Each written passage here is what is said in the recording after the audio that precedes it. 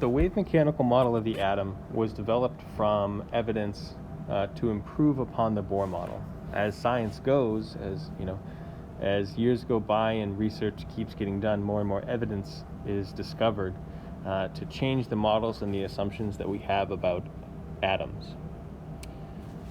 Two of the big pieces of evidence that were discovered post-Bohr model were that all electrons on the same principal energy level, think about those rings on the Bohr model, they actually do vary in energy slightly. So to say that they are all equal in energy is incorrect. The second piece that begged a new model of the atom was that the locations for the electrons are not on concentric rings around the nucleus.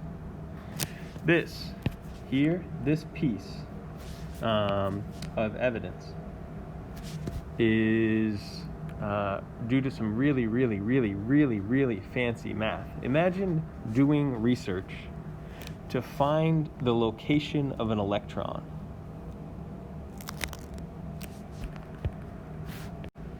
One of the interesting questions that's still being developed and is still very theoretical is, how do we find the location of an electron? As of right now, we've just, as a society and as a human race, we've just barely developed the technology to see atoms. And even then, we don't have the technology to actually see atoms. The technology we have reads very small changes in magnetic fields and electric fields that kind of tell us where atoms are, and so we can develop software to build a model of what an atom looks like based on those small changes in magnetic and electric fields. So even to this day, we don't have a picture of an atom. And if we know that an electron is much smaller than an atom, there's no way, maybe in my lifetime, that we can see an actual picture of an electron. So how do we know where it is? The answer is really fancy math. Really fancy math is able to take into account things that we know about electrons, like the fact that electrons are negatively charged, the fact that electrons repel each other, and that electrons have opposite magnetic spin. Those three key pieces of information all go into an algorithm in multivariable calculus to predict the locations of electrons within an atom. And so from that, the model that we're going to use from now on in chemistry is the wave mechanical model of the atom. And this is what the wave mechanical model looks like. It's not nearly as visually appealing as the Bohr model, but it does agree with the current understanding and evidence of atomic structure. You're going to be doing an inquiry-based worksheet called the Electron Hotel that helps you understand quite a bit more about the arrangement of this model. But as this first introduction, I'd just like to draw some connections to the Bohr model and to point a few things out.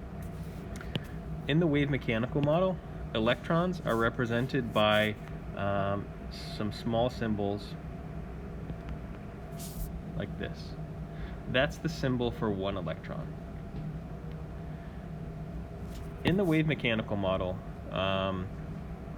in the Bohr model, we knew that there were concentric rings around the nucleus and that those rings were called energy levels. And those energy levels are indicated by the numbers that you see. 3, 4, 5, 6. Again, generally going up as you get further away from the nucleus of the atom. The first electron here in the first energy level is a lot like an electron on the first ring of the Bohr model. I had mentioned that the wave mechanical model improved on the Bohr model because the Bohr model assumed that all of the electrons on an energy level were equal in energy. But we can see here, within one energy level, that electrons on the same energy level are not exactly the same in terms of energy. We see here on the left-hand side that this is an energy diagram that describes the relative energy of electrons in the atom, and that the 2s electrons are lower in energy than the 2p electrons. Again, they're still in the same energy level, and we'll understand later what the s and the p correspond to. But what's most important here, as you start to learn the wave mechanical model, is that electrons in the same principal energy level actually do vary in energy a little bit.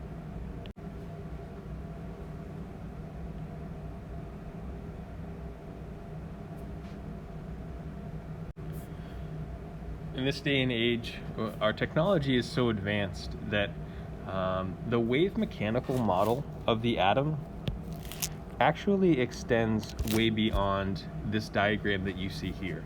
What you see here is what we call an orbital diagram. An orbital diagram is a static representation of the structure of an atom. We these days have capability to 3D model the structure of the electrons around an atom, and we'll get to that more further on in the unit. But at the beginning, let's stick to this orbital diagram as sort of the first representation of what an atom actually looks like.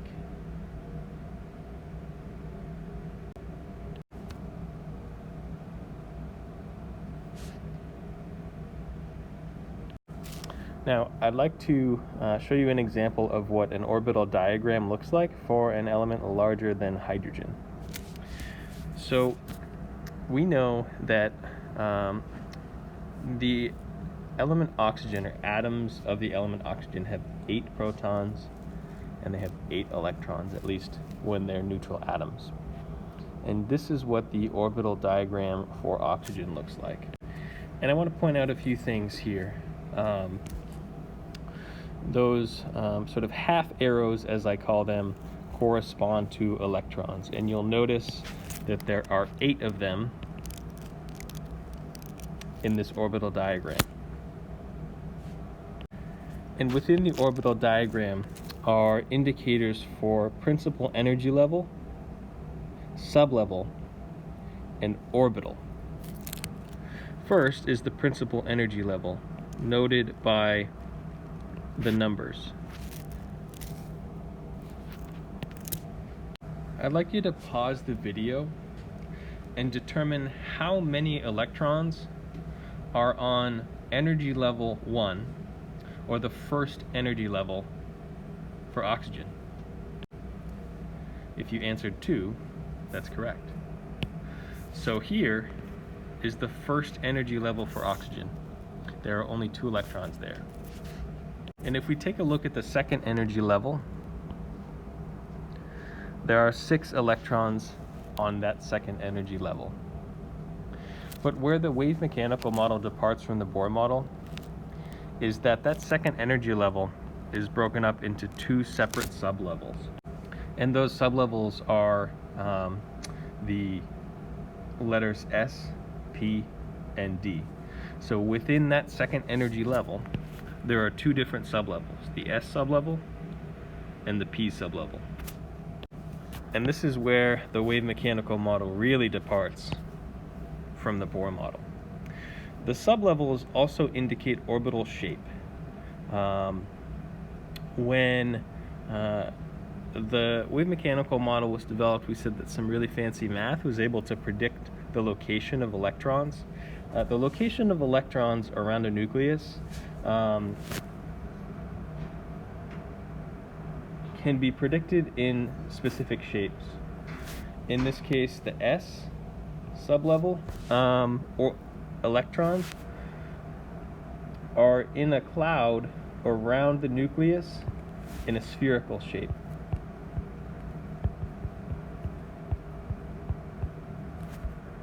The electrons in the P sublevel are around the nucleus in what we call a dumbbell shape.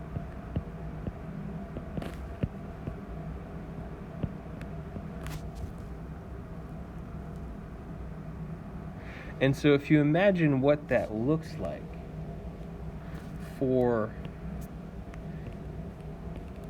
an atom, I drew an XY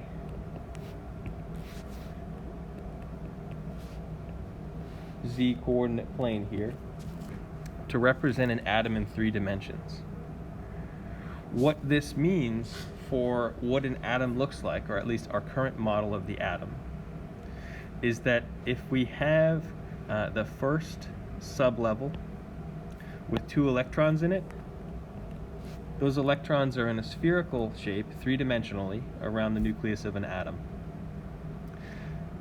The second sublevel, 2s, on the second energy level, is going to be a little bit bigger in size and distance from the nucleus, but it's still going to have that spherical shape. When we get to the p sublevel, though, those p orbitals are dumbbell shaped. And we see that there are 3 of them here. We've got 1, 2, 3 orbitals. Those orbitals can be noted x, y, and z to correspond to the axes on the coordinate plane. So that if there are electrons in the 2px orbital, what that looks like over here is a dumbbell shape on the x-axis. If there are electrons in the p orbital, that means that there are electrons on the y-axis, 2py. And there are electrons on the 2pz orbital, which means that they're arranged in a dumbbell shape along the z-axis.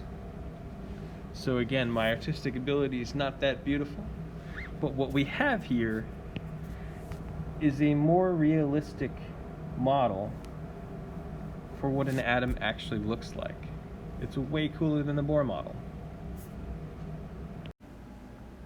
One of the other really important assumptions about the wave mechanical model is that these orbitals that you see here are predictions about an electron's location. They are probability maps for the electron. We actually don't know where an electron is. So an electron, for example, in the 1s sublevel is most likely to be in this region of space around a nucleus, whereas an electron in the 2py orbital is most likely to be in this region of space. Again, but we never actually know where it is.